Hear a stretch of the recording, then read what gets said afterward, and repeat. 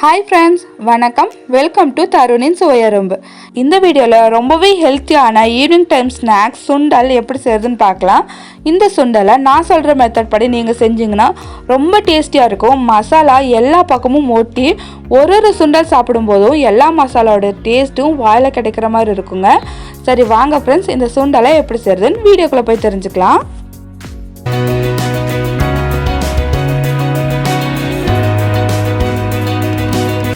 நான் ஒரு 1/2 கிலோ அளவுக்கு சுண்டல் ஊற வச்சுருக்கேங்க. சுண்டல் ஒரு 7லிருந்து 8 மணி நேரமாச்சும் நல்லா ஊறணுங்க. அப்போ தான் சீக்கிரமாக வெந்து வரும். இந்த சுண்டலை நல்லா ஊற வச்சு எடுத்துட்டாச்சு. இப்போ நான் ஒரு குக்கரில் ஆட் பண்ணி ஒரு 7லிருந்து 8 விசில் விட்டு எடுத்துக்க போகிறேங்க. எல்லா சுண்டலையும் ஆட் பண்ணிட்டேன்.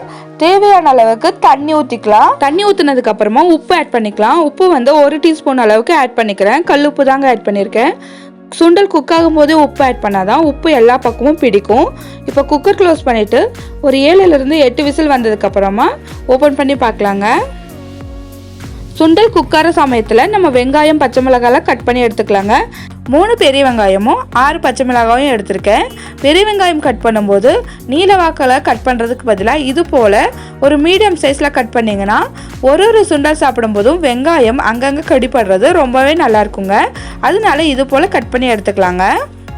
ரொம்ப பொடி பொடியாகவும் இல்லாமல் ரொம்ப பெருசாகவும் இல்லாமல் ஒரு மீடியம் டியூபாக கட் பண்ணி எடுத்துக்கிறேன்.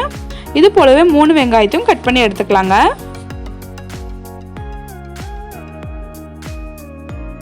வெங்காயம் கட் பண்ணி முடிச்சாச்சு. இப்போ பச்சை மிளகாய் கட் பண்ணிக்கலாம். பச்சை மிளகாவை ரொம்ப பெருசாக இல்லாமல் இது போல் ரவுண்டாக கட் பண்ணிக்கிட்டா நம்ம தாளிச்சதுக்கு அப்புறமா இந்த பச்சை மிளகாவோட சேர்த்து சாப்பிடும்போது ரொம்ப டேஸ்டியாக இருக்கும். இது போல் கண்டிப்பாக ட்ரை பண்ணி பாருங்கள். கட் பண்ணதெல்லாம் ஒரு பக்கம் இருக்கட்டுங்க. அடுத்ததாக குக்கர் ஓப்பன் பண்ணி பார்க்கலாம். சுண்டல் எல்லாம் அளவாக சூப்பராக வெந்துருந்துச்சுங்க. ரொம்ப குழையக்கூடாது, ஆனால் அரைகுறையாகவும் வெந்திருக்கக்கூடாதுங்க. இப்படி தொட்டை நல்லா சாஃப்டாக இருக்கணும். அப்போ தான் சாப்பிட நல்லாயிருக்கும். சுண்டலை கொஞ்சம் நேரம் கழித்து சாப்பிட்டாலுமே நல்லா சாஃப்டாக இருக்கணும்னா நல்லா வெந்திருக்க வேண்டியது ரொம்ப முக்கியங்க. இது போல் அடியில் ஒரு பாத்திரம் வச்சுட்டு மேலே ஒரு ஓட்டோட்டியாக இருக்கிற பாத்திரம் வச்சுருக்கேன். சுண்டலில் இருக்கிற தண்ணியெல்லாம் நல்லா வடிகட்டி எடுத்துக்கலாம். சுண்டல் வேக வச்ச தண்ணியும் கண்டிப்பாக வேஸ்ட் பண்ணாதீங்க. அதில் அதிகமான அளவு சத்துக்கள் இருக்குது. நீங்கள் எதாவது சூப் பண்ணிங்கன்னா அதில் கூட ஆட் பண்ணிக்கலாம். அப்படி இல்லைன்னா ரசம் வைக்கும்போது இதை ஆட் பண்ணி ரசம் வச்சுங்க, ரொம்ப டேஸ்டியாக இருக்கும். அடுத்ததான் நம்ம சுண்டல் தாளிச்சுக்கலாம். இதுக்கு 2லிருந்து 3 டேபிள் ஸ்பூன் ஆயில் ஆட் பண்ணிக்கிறேன். ஆயில் நல்லா ஹீட் ஆனதுக்கப்புறமா கடுகு ஆட் பண்ணிக்கிறேன். கடுகு நல்லா பொரியட்டுங்க. கடுகு நல்லா பொரிஞ்சதுக்கப்புறமா கொஞ்சம் போல் கடலைப்பருப்பு ஆட் பண்ணிக்கிறேன். கடலைப்பருப்பு கூடவே பச்சை மிளகாய் ஆட் பண்ணிக்கிறேங்க. கூடவே 2 போல் ஃப்ளேவருக்காக வரமிளகாய் ஆட் பண்ணிக்கிறேன். பச்சை மிளகாவை இது போல் வதக்குனீங்கன்னா நான் ஆல்ரெடி சொல்லியிருந்தேன் இல்லைங்களா, பச்சை மிளகாவோடவே சேர்த்து சாப்பிட்லான்னு. அது போல் சாப்பிட்லாங்க. அதனால ஆயிலே ஒரு 2 நிமிஷம் நல்லா வதக்கி எடுத்துக்கலாம்.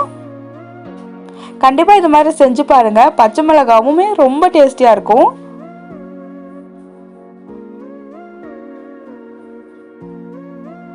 பச்சை மிளகாயில் நல்லா சுருங்கி வர வரைக்கும் வதக்கிக்கலாம்.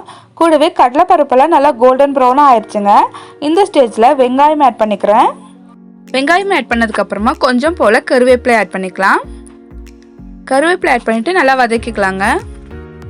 வெங்காயமும் கருவேப்பிலையும் நல்லா சுருங்கி வெந்து வரணும். அப்போ தான் டேஸ்டியாக இருக்கும்.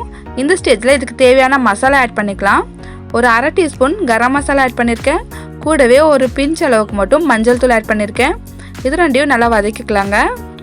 அடுத்ததாக இந்த வெங்காயம் வதங்கிறதுக்கு தேவையான அளவு உப்பு ஆட் பண்ணிக்கலாம். உப்பு ஆட் பண்ணி வதக்கணுன்னா அந்த வெங்காயம் நல்லா டேஸ்டியாக இருக்கும். கொஞ்சமான அளவு மட்டும் உப்பு ஆட் பண்ணி வதக்கிக்கலாங்க. கூடவே ஒரு 1/4 டீஸ்பூன் பெருங்காயத்தூள் ஆட் பண்ணிக்கலாம். ஏன்னா சுண்டலில் அதிகமான அளவு வாயு ஏற்பட வாய்ப்பு இருக்குது. அதனால கொஞ்சம் போல் பெருங்காயத்தூள் ஆட் பண்ணி நல்லா தாளித்து விட்டுடலாங்க. வெங்காயம் நல்லா சுருண்டு வெந்து வரணுங்க. இல்லைன்னா உப்பு இதெல்லாம் பிடிக்காமல் ஒரு மாதிரி நல்லா இருக்காது. இது போல் மசாலாவோடு நல்லா கலந்து விட்டுட்டிங்கன்னா ரொம்ப டேஸ்டியாக இருக்கும்.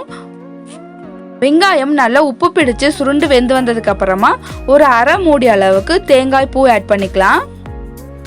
தேங்காய் பூவும் ஆட் பண்ணிவிட்டு நல்லா கலந்து விட்டுட்டிங்கன்னா ரொம்ப டேஸ்டியாக இருக்குங்க. கண்டிப்பாக இது மாதிரி ட்ரை பண்ணி பாருங்கள். கூடவே ஒரு சின்ன துண்டு இஞ்சியை பொடி பொடியாக கட் பண்ணி ஆட் பண்ணிக்கோங்க. இஞ்சி ஆட் பண்ணாலும் நல்லா டேஸ்டியாக இருக்கும். நான் இஞ்சி ஆட் பண்ணல. நீங்கள் தாளிக்கும் போதே கொஞ்சம் போல் இஞ்சி ஆட் பண்ணிங்கன்னா நல்லா டேஸ்டியாக இருக்குங்க. இது எல்லாத்தையும் ஒரு நிமிஷத்துக்கு நல்லா கலந்து விட்டு வதக்கிக்கலாம். வெங்காயம் ஒரு நிமிஷத்துக்கு நல்லா வதக்குனதுக்கு அப்புறமா நம்ம வேக வச்சு வடிகட்டி வச்சுருந்தோம் இல்லைங்களா, அந்த சுண்டலை ஆட் பண்ணி நல்லா கலந்து விட்டுறலாங்க. ஒரு நிமிஷத்துக்கு கேஸ் மேலேயே வச்சு நல்லா கலந்து விட்டுக்கோங்க. கடைசியாக இறக்குறதுக்கு முன்னாடி கொஞ்சம் போல் பொடி பொடியாக கட் பண்ண கொத்தமல்லி இலை தூவி இறக்குனா சூப்பரான சுண்டல் ரெடிங்க. இது போல் சுண்டல் செஞ்சிங்கன்னா மசாலா எல்லா பக்கமும் கோட் ஆகிருக்கும், ரொம்ப டேஸ்டியாகவும் இருக்கும், ஹெல்த்தியும் கூட. இதில் அதிகமான அளவு ப்ரோட்டீன் இருக்கிறதுனால ரொம்ப ஹெல்த்திங்க. குழந்தைங்கள்லேருந்து பெரியவங்க வரைக்கும் எல்லாருமே என்ஜாய் பண்ணி சாப்பிடுவாங்க.